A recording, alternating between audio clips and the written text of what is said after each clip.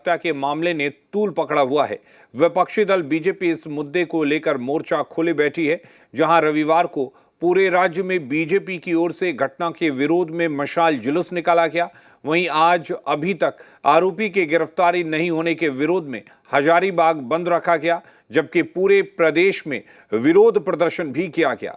उधर राज्य सरकार की ओर से वित्त मंत्री राधाकृष्ण किशोर ने हजारीबाग के कुसुम्बा गांव पहुंचकर पीड़ित परिवार से मुलाकात की और उन्हें 1 लाख रुपए की मदद राशि देने की घोषणा की।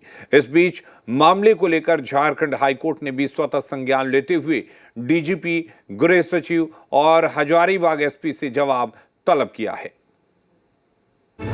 हजारीबाग की बेटी की मौत पर हंगामा, शहर शहर विपक्ष का धरना प्रदर्शन। हजारीबाग के विष्णुगढ़ में एक बच्ची से दुष्कर्म और फिर हत्या की घटना ने सभी को झकझोर कर रखा दिया। घटना को लेकर लोगों में काफी आक्रोश देखा जा रहा है। इस घटना के खिलाफ बीजेपी सोमवार को सड़कों पर उतरी, जिसे सभी समाज के सभी वर्गों का समर्थन मिला। हजारीबाग में बीजेपी के बंद का आह्वान पर शहर में कई बाजार पूरी तरह बंद रहे और आम जनजीवन आंशिक रूप से प्रभावित हुआ। वहीं कारोबारियों ने भी अपने प्रतिष्ठान बंद रखकर घटना के खिलाफ आक्रोश जताया और दोषियों के खिलाफ सख्त कार्रवाई की मांग की। फांसी की सजा हो, सरकार सजग रहे, इस राज्य में बेटियों की और इस राज्य के नागरिकों की सुरक्षा की गारंटी हो, इसी मांग को लेकर के आज हजारीबाग बंद का आह्वान हम लोग पार्टी ने किया है, जिसका आप देख सकते हैं कि हम लोग उतर करके उसका पालन कर रहे हैं। सुरक्षा से दुकान बंद कर दिए हैं और जो घटना कुसुम्बा गांव में घटा है वो दर्दनाक है और हम लोग उनका जब तक इंसाफ नहीं मिलेगा हम लोग साथ में हैं और साथ में ही रहेंगे। वहीं बीजेपी महिला मोर्चा की ओर से रांची के डीसी कार्यालय के बाहर विरोध प्रदर्शन और धरना का आयोजन किया गया। हजारीबाग की घटना में अब तक कोई कार्रवाई नहीं किए जाने से नाराज कार्यकर्ताओं ने शासन प्रशासन को घेरा। ये जब पिछले बार भी अपने ये सरकार में थे तब से महिलाओं की यही दुर्दशा है और आयोग की कोई घटना भी नहीं करी है, तो ये अनसुना कर रही। वो एकदम गहरी नींद में सोए। भैया आपके चैनल के माध्यम से बताना चाहते हैं, हम लोग भी हम भी बच्चे का माँ है, कितना कष्ट की बात है। वो 11 साल 12 साल की बच्ची क्या दुनिया देखी थी। जमशेदपुर में बीजेपी ने घटना के विरोध में धरना प्रदर्शन किया। जमशेदपुर महानगर महिला मोर्चा ने जिला उपायुक्त कार्यालय के सामने धरना दिया और पीड़ित के प्रति संवेदना जताते हुए न्याय की मांग की।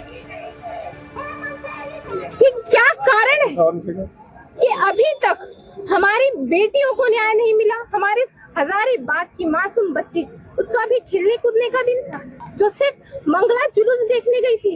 एक माँ ने बड़ी खेलते कूदते अपनी बच्ची को वहाँ भेजा ताकि बड़े बड़े माननीय मंत्री जी, माननीय मुख्यमंत्री जी सभी जगहों पर अपना स्टैंड लेते हैं, जहाँ पे अपना कटाक्ष करना होता है करते हैं।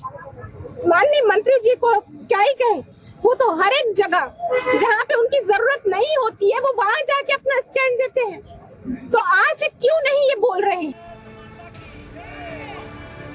हजारीबाग में मासूम बच्ची के साथ हुई हैवानियत के विरोध में चतरा में बीजेपी महिला मोर्चा की कार्यकर्ताओं ने रैली निकालकर समाहरणालय के सामने धरना प्रदर्शन किया और दोषियों की शीघ्र गिरफ्तारी और कड़ी सजा की मांग की।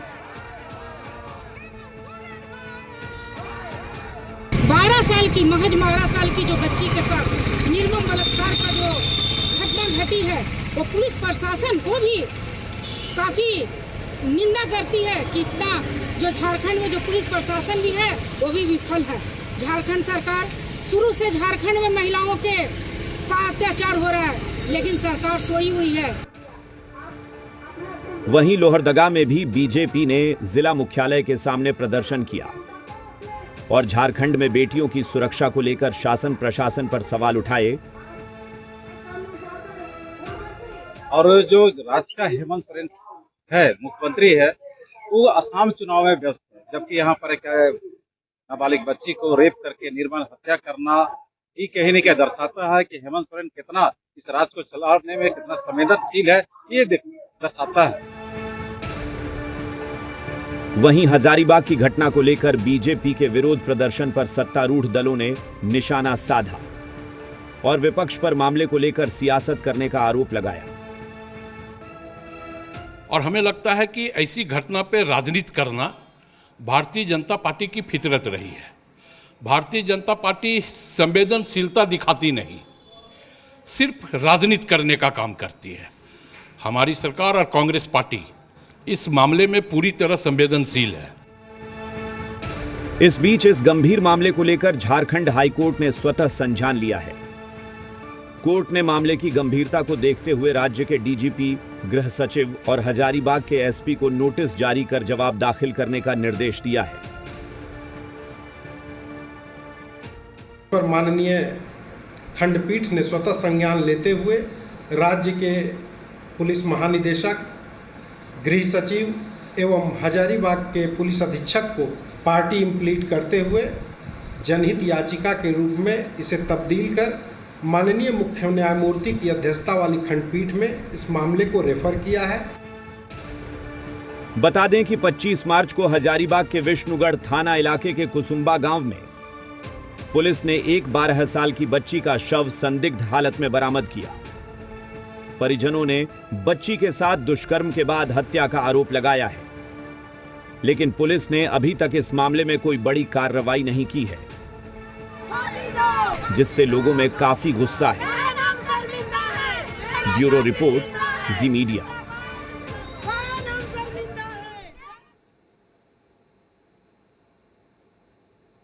हजारीबाग में नाबालिग से रेप और मर्डर के मामले को लेकर रांची में भारतीय जनता पार्टी ने प्रेस कॉन्फ्रेंस कर राज्य सरकार पर तीखा हमला बोला। बीजेपी ने दावा किया कि अगर हजारीबाग की घटना को लेकर बीजेपी आंदोलन नहीं करती तो मामला दबा दिया जाता। बीजेपी ने इस मामले को जांच सीबीआई से कराने की मांग की है और बीजेपी ने आरोप लगाया कि सरकार पीड़ितों को सुरक्षा देने में विफल रही है। बीजेपी ने राज्य में अब तक महिला आयोग का गठन नहीं होने पर भी चिंता जताई।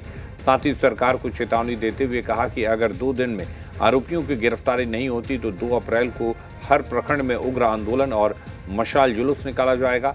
साथ ही 3 अप्रैल को झारखंड बंद किया जाएगा।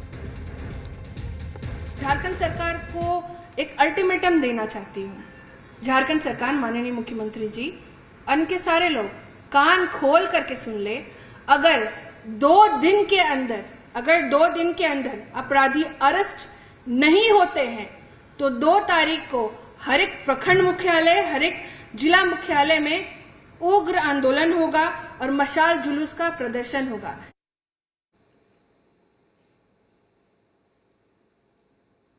हजारीबाग के विष्णुगढ़ में बच्ची की रेप के बाद हत्या के विरोध में और न्याय की मांग को लेकर कांग्रेस नेता अंबा प्रसाद और उनके पिता पूर्व बड़कागांव विधायक योगेंद्र साव ने भी प्रदर्शन किया। जिला बोर्ड चौराहे पर विरोध प्रदर्शन करते हुए अंबा प्रसाद ने घटना के लिए हजारीबाग जिला प्रशासन को जिम्मेदार बताया। उन्होंने पीड़ित को न्याय मिलने तक आंदोलन जारी रखने की चेतावनी भी दी। साथ ही सरकार से दोषियों को फास्ट ट्रैक कोर्ट के जरिए जल्द से जल्द फांसी की सजा देने की अपील भी की।